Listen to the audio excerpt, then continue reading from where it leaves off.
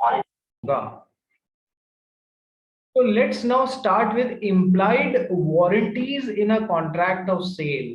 कल भी मैंने बोला था आपको कि सर अपने को ज्यादा दिमाग इसलिए लगाने की जरूरत नहीं है क्योंकि कई चीजें कॉमन हो जाएंगी। आप कहोगे सर ये तो कंडीशन में भी आ रहा है, फिर वारंटी में कैसे?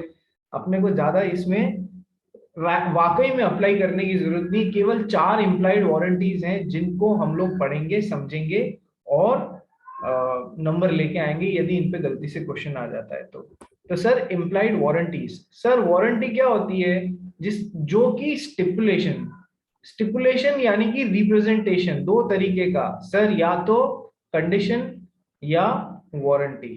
ठीक है, तो सर यदि कोई स्टिपुलेशन जो है वो इतना इंपॉर्टेंट है कि यदि वो फुलफिल नहीं होता है तो कॉन्ट्रैक्ट को रेपुडिएट किया जा सकता है और डैमेजेस मांगे जा सकते हैं।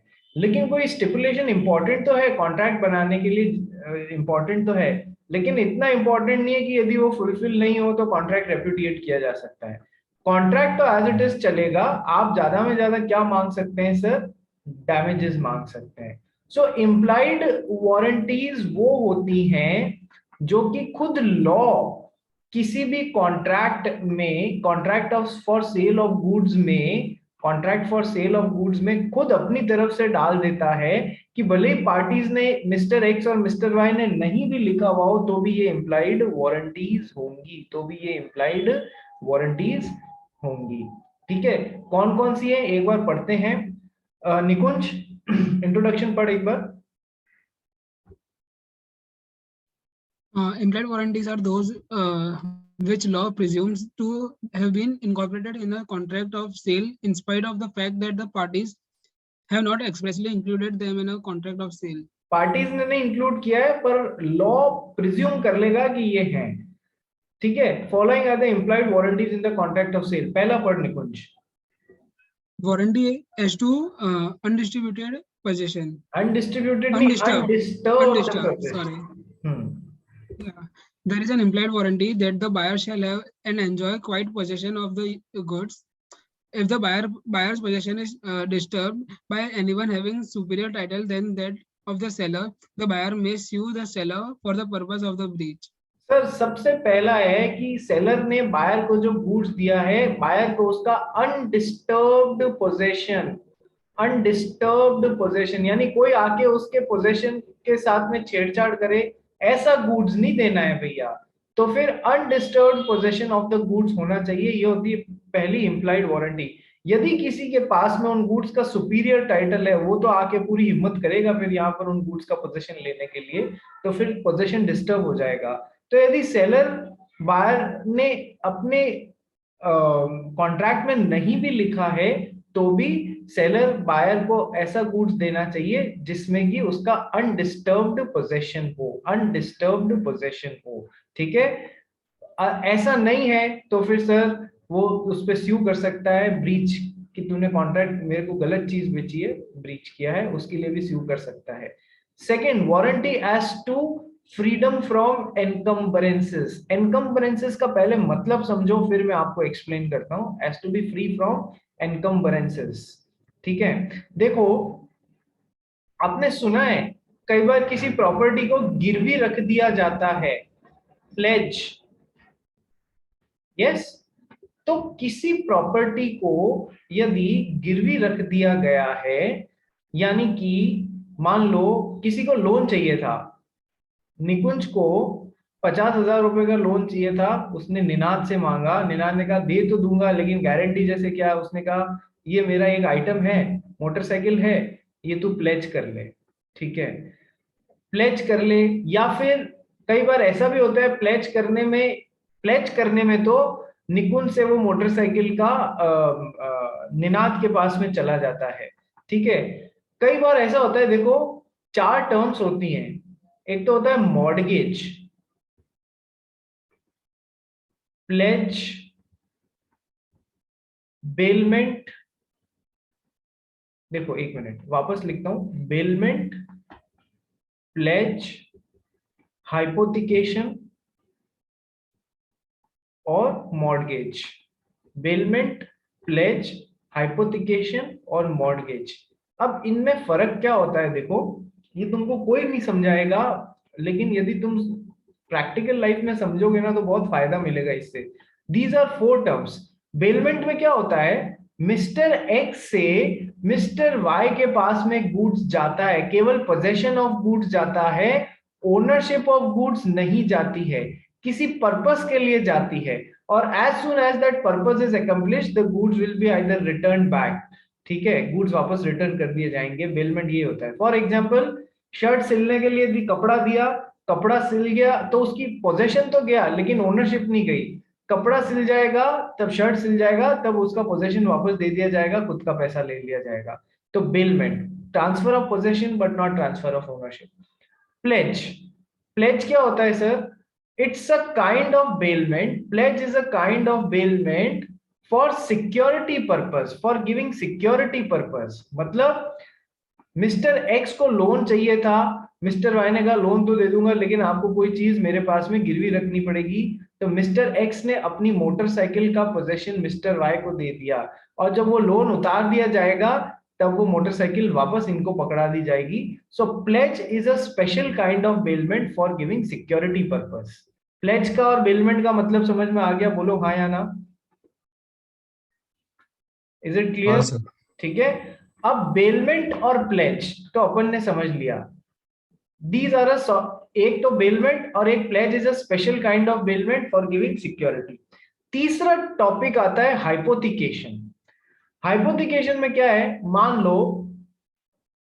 लो देवांश ने एक बिजनेस स्टार्ट करना है मैन्युफैक्चरिंग का। मैन्युफैक्चरिंग का बिजनेस स्टार्ट करना है तो सर इसको लोन की जरूरत है। मिस्टर एक्स के पास में लोन के लिए गया। मिस्टर एक्स ने कहा, देवांश बोला मेरे को एक मशीन खरीदनी है सर मैन्युफैक्चरिंग के लिए, उसके लिए मेरे को लोन की जरूरत है। तो मिस्टर एक्स ने कहा ठीक है मैं तेरे को लोन तो दे दूंगा, लेकिन यदि तू मेरे पास में गिरवी क्या रखेगा? तो इसने कहा, देवांश ने कहा सर मैं तो गिरवी तो केवल ये मशीन ही रख सकता हूँ जो आप मेरे को दिला रहे हो, जो मैं इस पैसे से खरीदूंगा। लेकिन यदि आपने मशीन अपने पास में गिरवी रख ली तो फिर मैं उस मशीन पे प्रोडक्शन कैसे करूंगा? यानी कि इस पूरे कॉन्ट्रैक्ट का पर्पस ही फेल हो जाएगा। मैं आपसे लोन ले रहा हूं मशीन खरीदने के लिए, गिरवी रखने के लिए मेरे पास में मशीन के अलावा और कोई चीज नहीं है। तो यदि आपने मशीन को अपने पास में गिरवी रख लिया तो ये लोन कभी मैं चुका ही नहीं पाऊंगा, क्योंकि मेरा प्रोडक्शन कभी स्टार्ट हो ही नहीं पाएगा।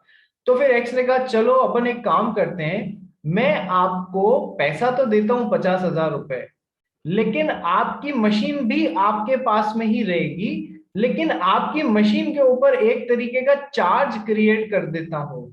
यानी कि हाइपोथिकेशन, हाइपोथिकेशन का प्रोसेस हो गया यहाँ पर, जहां पर गुड्स इधर से इधर नहीं जाएंगे, लेकिन उनपे एक तरीके का चार्ज क्रिएट हो जाएगा 50,000 रुपए के रीपेमेंट के लिए, कि उन गुड्स को बेचने का अधिकार एक्स के पास में होगा अपना पैसा वसूलने के लिए।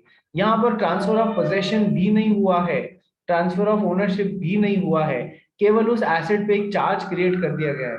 क्या तुमको हाइपोथिकेशन का मतलब समझ में आ गया?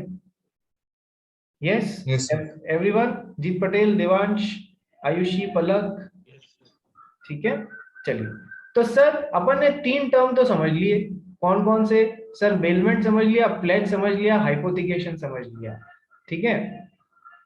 अब देखो, अब अपने को चौथा टर्म समझना है, बेलमेंट, प्लेज, हाइपोथिकेशन, और चौथा टर्म समझना है मॉर्टगेज। मॉर्टगेज क्या होता है? ये एक तरीके का प्लेज जैसी बात होती है, बस फर्क क्या है कि सर हमने मॉर्टगेज किस चीज का करते हैं? इमूवेबल प्रॉपर्टी का जब गिरवी रखते हैं तो उसको क्या बोलते हैं कि मॉर्टगेज हो गया। इमूवेबल प्रॉपर्टी को जब गिरवी रखते हैं तो हम उसके लिए वर्ड प्लेज यूज नहीं करेंगे, हम उसके लिए क्या वर्ड यूज करेंगे? मॉर्टगेज। प्लेज वर्ड के, प्लेज किसके लिए काम होता है? मूवेबल आइटम्स के लिए। क्या ये बात समझ में आ गई? यस। तो देखो अब इसको याद कैसे रखोगे आप?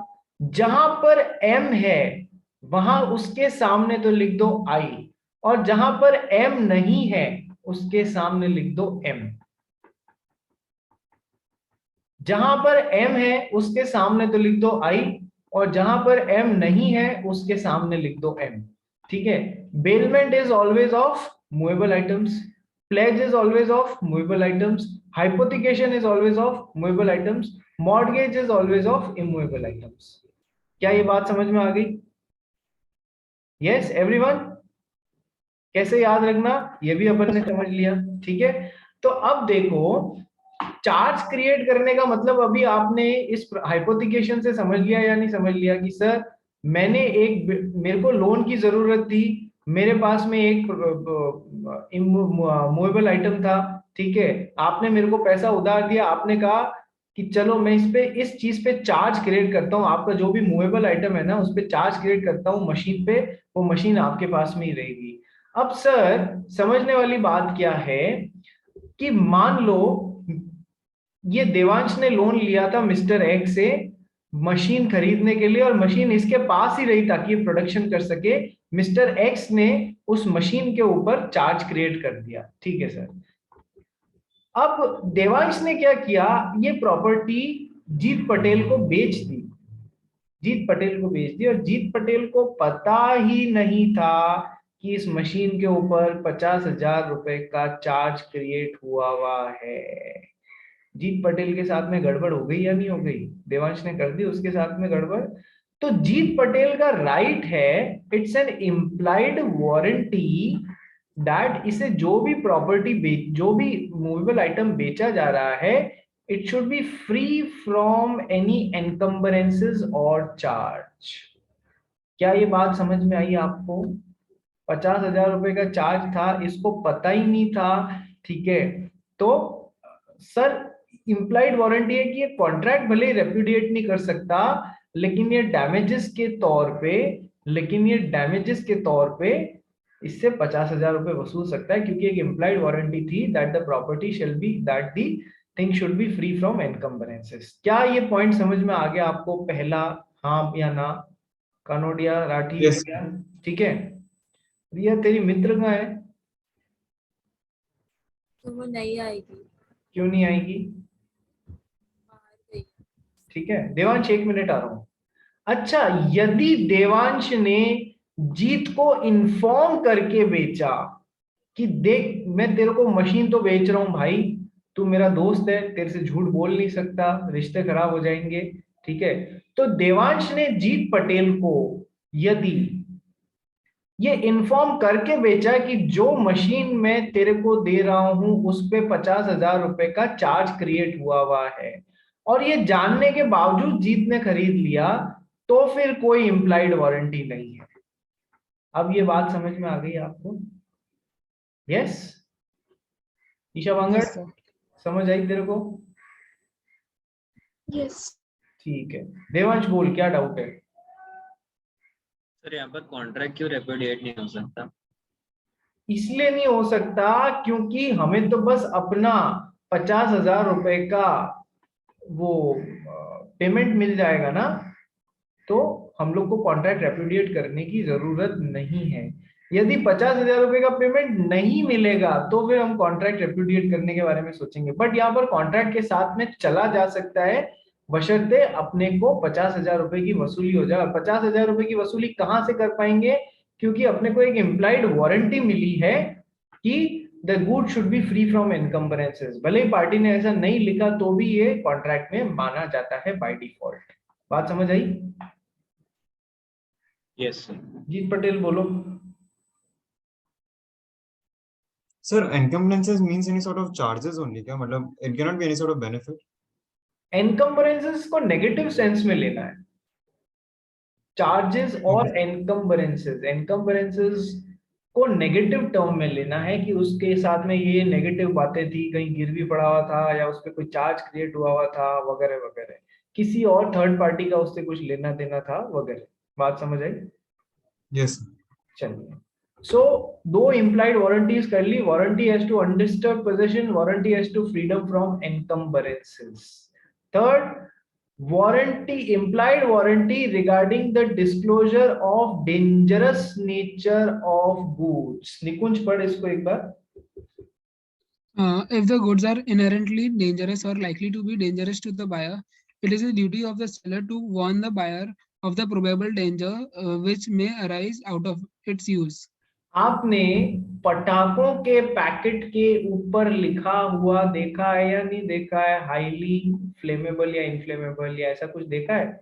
बहुत जल्दी जल जाते हैं, keep out of reach of children, ठीक है? या कोई दवाई के ऊपर लिखा हुआ देखा है, keep out of reach of children? Schedule H drug, schedule H drug का मतलब होता है कि इसको बिना डॉक्टर के प्रेस्क्रिप्शन के आप मार्केट से हासिल नहीं कर सकते हो, ठीक है? कई होती है ना नींद की गोलियां या नशे की गोलियां या फिर खांसी के भी सिरप, कोई ऐसे आते हैं जिनको, क्योंकि वो इनहेरेंटली डेंजरस नेचर के हैं, थोड़े से डॉक्टर ही प्रेस्क्राइब कर सकते हैं उनको, ठीक है? तो कई कई आपने रैट किल्स के ऊपर नहीं देखा हुआ, लिखा हुआ होता है मॉर्टिन रैट किल के ऊपर, dangerous in nature, keep out of reach of children. तो ये सब क्या है, यहां से आ रहा है disclosure of dangerous nature of goods. यदि गुड्स इनहेरेंटली डेंजरस नेचर के हैं, ठीक है, या फिर वो ऐसे हैं जिनसे कि बायर को डेंजर हो सकता है, it is the duty of the seller to warn the buyer of the probable danger which में arise out of its use, ठीक है? कईयों के पैकेट पे ये भी लिखा रहता है कि यदि गलती से आंखों में चला जाए तो हाथों हाथ आंखों को पानी से धोएं और किसी आई स्पेशलिस्ट को कंसल्ट करें। तो ये सब क्या हो रहा है, आपको वार्निंग दी जा रही है regarding the dangerous nature of the goods, ठीक है? Highly flammable, highly inflammable, dangerous, keep out of reach of children, ठीक है? तो यदि गुड्स को डेंजरस नेचर के हैं और उनका डेंजरस नेचर डिस्क्लोज नहीं किया गया है तो आपसे डैमेजेस वसूल किए जा सकते हैं। It is the duty of the seller to inform the buyer of regarding the probable dangerous nature of the goods. Point number 4, fourth implied warranty. Warranty as to quality of fitness by usage of trade. देखो निकुंज पढ़ ले फिर समझाता हूँ, पढ़ इसको। There is an implied warranty as to quality of fitness for a particular purpose may be annexed to usage of trade. Annexed to usage of trade. देखो आपको जब मैंने कैविएट एम्प्टर का रूल समझाया था पहले, तो मैं एक बात हमेशा से करता था, there is no implied condition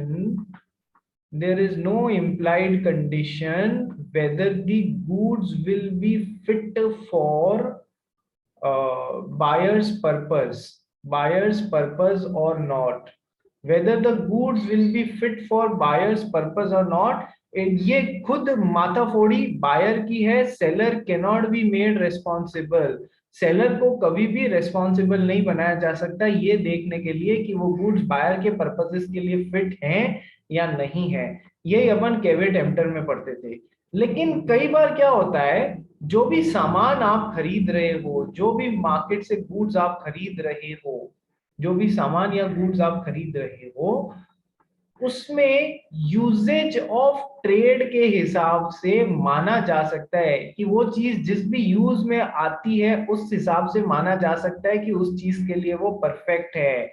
वापस पढ़ो इस पॉइंट को, क्या बोलता है, warranty as to quality of fitness by usage of trade. There is an implied warranty as to quality of fitness for a particular purpose. It may be annexed to the usage of trade. देखो एक छोटे से example से मैं इस point को आपको clear करता हूं। मान लो हमारा निनाद एक फार्मर है, ठीक है, खेती करता है, ऑर्गेनिक फार्मिंग करता है और सीधा एक्सपोर्ट करता है, ठीक है, छोटा मोटा किसान मत समझ लेना इसको। तो हमारा निनाद एक फार्मर है। अब फार्मिंग के लिए काफी सारे टूल्स लगते हैं यार, तो ये जहां पर फार्मिंग के टूल्स मिलते हैं वहां पर गया। फार्मिंग के टूल्स में अब जमीन कैसी होती है, कुछ जमीन सॉफ्ट होती है जिसको थोड़ा सा मारते ही उसमें बीज डालने के लिए खड़ा हो जाता है, कुछ जमीन हार्ड होती है, कुछ जमीन रॉकी होती है। रॉकी मतलब जिसमें कुछ खेतों में रॉक्स होते हैं, उन रॉक्स में आप सॉफ्ट जमीन वाले इंस्ट्रूमेंट्स काम ले लोगे तो वो काम ही नहीं करेंगे और टूट जाएंगे।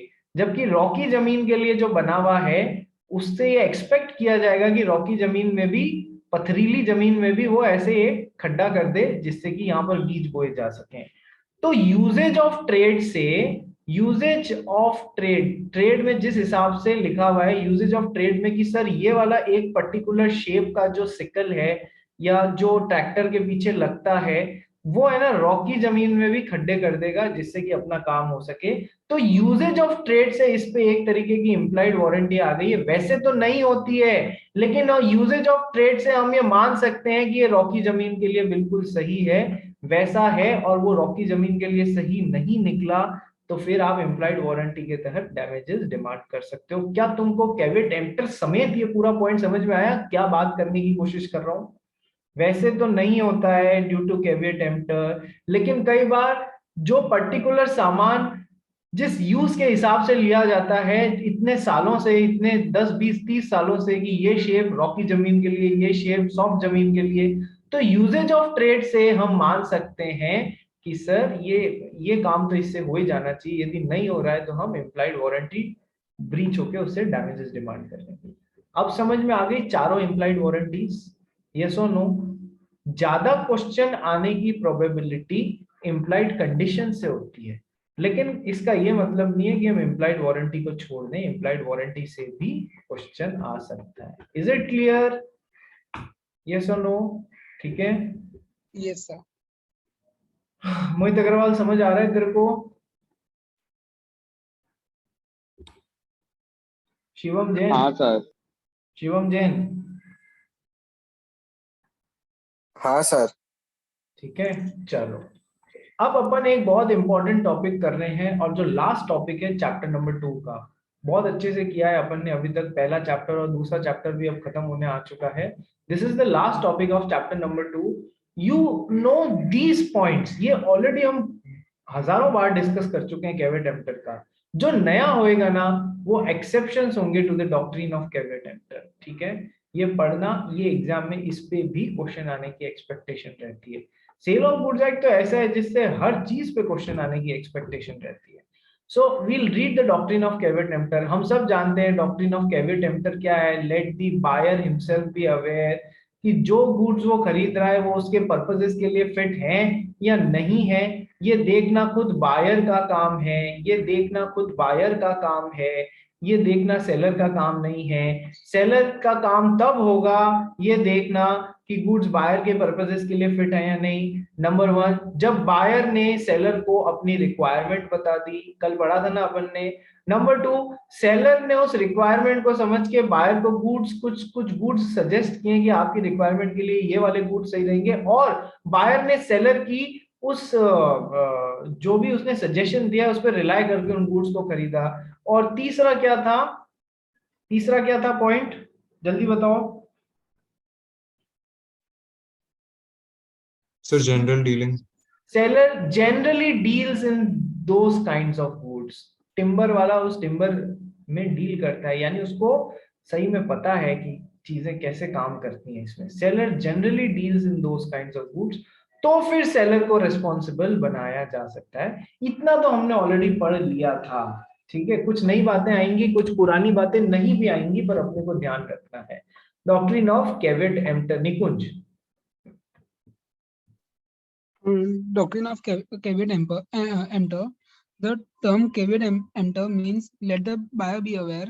The doctrine of caveat emptor lays down that ordinarily every buyer must take care of his own interest while buying the goods. He must buy goods only after satisfying himself as to quality, fitness, and or suitability of the goods for his purpose of buying. The rule of caveat emptor is laid down in section 16 of Sales of Goods Act, which states that subject to the provisions of this act or of any other law for time being in force, there is no implied warranty or condition as to the quality or fitness of for any particular purpose of the goods supplied under contract of sales. That is, it's not the seller's duty to give to the buyer the goods which are fit for the purpose of the buyer. It's up to the buyer to make proper selection to goods according to his needs. If he makes a wrong selection, he cannot blame the seller if the goods turn out to be such which does not serve his purpose. It is the duty of the buyer कि उसको क्या goods चाहिए उसके purposes के लिए वो खुद छांटे, सेलर की ड्यूटी नहीं है, ठीक है? और यदि उसने गलत गुड्स सेलेक्ट कर लिए हैं तो भी वो सेलर को रेस्पॉन्सिबल नहीं बना सकता है। दूसरा, हमने कैविएट एम्प्टर कहाँ पढ़ा था रे? जब अपन इंडियन कॉन्ट्रैक्ट ऐड कर रहे थे, वहां पर फ्री कंसेंट वाला चैप्टर पढ़ा था। जब फ्री कंसेंट वाला चैप्टर पढ़ा था तो उसमें कोर्जन, अंडर इन्फ्लुएंस, फ्रॉड और मिसरिप्रेजेंटेशन पढ़ा था। फ्रॉड में एक टॉपिक आया था साइलेंस एज टू फ्रॉड। क्या चुप रहना फ्रॉड होता है कि नहीं सर? गलत रिप्रेजेंट करना फ्रॉड होता है, डालडा घी को देसी घी बताना फ्रॉड होता है, लेकिन किसी भी बारे में चुप रहना कभी भी फ्रॉड नहीं होता है। चुप रहना फ्रॉड केवल दो सिचुएशंस में होता है, when there is duty to speak and when the silence in itself amounts to fraud. Silence is equivalent to fraud. इसके अलावा चुप रहना कभी भी फ्रॉड नहीं होता है, ठीक है? क्यों? यहां पर भी अपन ने word doctrine of caveat emptor, let the buyer himself be aware, वो क्या कर रहा है, वो उसके पर्पसेस के लिए सही है नहीं है, हमने तो कुछ बोला ही नहीं। जब हमने कुछ रिप्रेजेंट ही नहीं किया, बोला ही नहीं, तो हम फ्रॉड कहां से कर रहे हैं? याद आया? कैविएट एम्प्टर को हम लोग यहां पर भी काम लेते हैं साइलेंस एज टू फ्रॉड में। याद आ रहा है या नहीं आ रहा है? बोलो। Yes sir. है ना? तो याद रखना, अभी अपन सेल ऑफ गुड्स एक्ट पढ़ रहे हैं, इसलिए अपन इंडियन कॉन्ट्रैक्ट एक्ट में फ्रॉड में साइलेंस एज टू फ्रॉड की बात नहीं कर रहे हैं यहां पर, और या फिर आगे कर भी लेंगे, बट आपको याद आना चाहिए कि सर फ्रॉड में, साइलेंस एज टू फ्रॉड में भी हमने कैविएट एम्प्टर की मदद ली थी, let the buyer himself be aware. ठीक है? तो ये तो आपके समझा हुआ है कि सर बायर को खुद को ही जो गुड्स उसके पर्पसेस के लिए फिट है या नहीं, ये देखना बायर की रिस्पॉन्सिबिलिटी है। Let the buyer himself be aware is the rule of caveat emptor. Now there are certain exceptions to the doctrine of caveat emptor, certain exceptions to the doctrine of caveat emptor, जहां पर अपन seller का गला, मतलब buyer aware वाली बात नहीं लागू होगी। ठीक है? इसमें से भी कुछ चीजें सिंपली घोटने की हैं, यहां पर नहीं आनी चाहिए थी, फिर भी आई है। ठीक है? बाकी के आपको समझा दूंगा। चलो, exceptions to the doctrine of caveat emptor, जहां पर सेलर को रेस्पॉन्सिबल बनाया जा सकता है। ठीक है? तो एक आध चीज आपको घोटनी पड़ेगी, उसके लिए मेरे पास में भी एक्सप्लेनेशन नहीं है, बाकी सब मैं आपको समझा दूंगा। So let's start reading exceptions to the doctrine of caveat emptor. Number 1, Nikunj. When purpose of buying is made known to seller, when the buyer expressly or implied makes known to the seller the purpose for which the goods are required, there is an implied condition and duty of seller that they should fit for the purpose of the buyer. They should be fit for the purpose of the buyer. अभी बताया था caveat emptor का rule बोलता है buyer को ही aware रहने दो भाई, लेकिन यदि बायर ने अपना पर्पस सेलर को बताया, सेलर ने जो बायर को बोला उस पर रिलाई किया, और सेलर जनरली उन टाइप ऑफ गुड्स में डील करता रहता है, यदि ये वाली बातें सेटिस्फाई हो जाती है और फिर भी सेलर ने गलत गुड्स दे दिया, तो क्या आप सेलर को रेस्पॉन्सिबल बना सकते हो या नहीं बना सकते हो? हाँ सर, बना सकते हो। तो यहाँ पर डॉक्ट्रिन ऑफ कैविएट एम्प्टर फिर अप्लाई होनी बंद हो जाएगी। पहला exception, when the purpose of buying is made known to the seller. ठीक है? पॉइंट नंबर 2, पढ़ इसको Nikunj. Name or brand name. In case where the goods are purchased under its patent name or brand name, there is no implied condition that goods shall be fit for any particular purpose. There is no implied condition that the goods shall be fit for any particular purpose. जब goods को brand name या patent name से बेचा जाता है, जैसे Daikin का air conditioner, Usha की स्विंग मशीन दे दो, डाइकिन का एयर कंडीशनर दे दो, सैमसंग का टीवी दे दो, so then there is no implied condition that the goods shall be fit for any particular purpose. तो फिर कुछ नहीं, कोई ना तो बायर अवेयर, ठीक है, ना सेलर अवेयर, वहां पर कुछ भी लागू नहीं होगा। फिर माल बिक गया जो बिक गया, ना तो बायर ना सेलर, अब उसका कुछ नहीं हो सकता, कोई रेस्पॉन्सिबल नहीं होगा। Third, when the goods are sold by description, यदि सेलर ने बायर को माल को डिस्क्राइब करके बेचा है, डिस्क्राइब करके बेचा है कि सर ये बासमती राइस है, सुपर क्वालिटी का है, दाना 3 mm लंबा है, ठीक है, खाने में इस तरीके का टेस्ट है, यानी कि डिस्क्रिप्शन से माल बेचा है, सेलर ने बायर को, और बायर ने उस सेलर के डिस्क्रिप्शन पे रिलाय करके माल खरीदना नक्की किया है।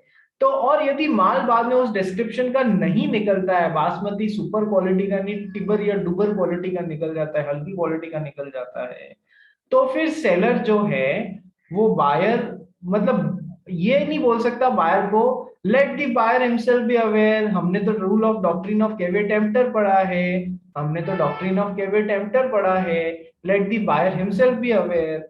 ठीक है, अरे भैया तूने कुछ माल को डिस्क्राइब किया, उस डिस्क्रिप्शन पे बेस्ड इसने माल खरीदा, तो फिर अब तू ये कैसे बोल सकता है let the buyer himself be aware. So in case where the goods are sold through description, the doctrine of caveat emptor does not apply। Seller गंदा माल देने के बाद में, अपोजिट माल देने के बाद में ये नहीं बोल सकता अरे डॉक्ट्रिन ऑफ caveat emptor लगेगी। क्या ये बात समझ में आया आपको? Sale by description is an exception to doctrine of caveat emptor। समझ में आया सबको? Yes sir. Yes, sir. Yes, sir. Yes, sir. Ninad, Yes, sir. Riya Rathore, yes sir. ठीक है, परफेक्ट। ठीक है, इसी तरीके से देखो सेल बाय डिस्क्रिप्शन के बाद में सीधा यहाँ आ जाते हैं एक बार, सेल बाय सैंपल। यदि सेलर ने बायर को कोई सैंपल दिखा के और माल बेचा है, so the goods must the bulk must correspond with the sample. जो सैंपल दिखाया है बल्क उससे मैच होना चाहिए, और बायर को भी एक रीजनेबल अपॉर्चुनिटी मिलनी चाहिए उन गुड्स को इंस्पेक्शन करने की कि वो सैंपल से मैच कर रहे हैं या नहीं कर रहे हैं। यदि गुड सैंपल से मैच नहीं कर रहे हैं तो सेलर ये नहीं बोल सकता let the buyer himself be aware, मेरा तो अपना काम हो गया, डॉक्ट्रिन ऑफ कैवेट टेम्पटर लगेगी। नहीं, वो ऐसा नहीं बोल सकता है। ठीक है जी, उसको जैसा सैंपल है ना वैसा ही माल देना है। सेम लिंक पे रिजॉइन करोगे, टाइम खत्म हो गया है, सेम लिंक पे रिजॉइन करो, टाइम खत्म हो गया है, फटाफट।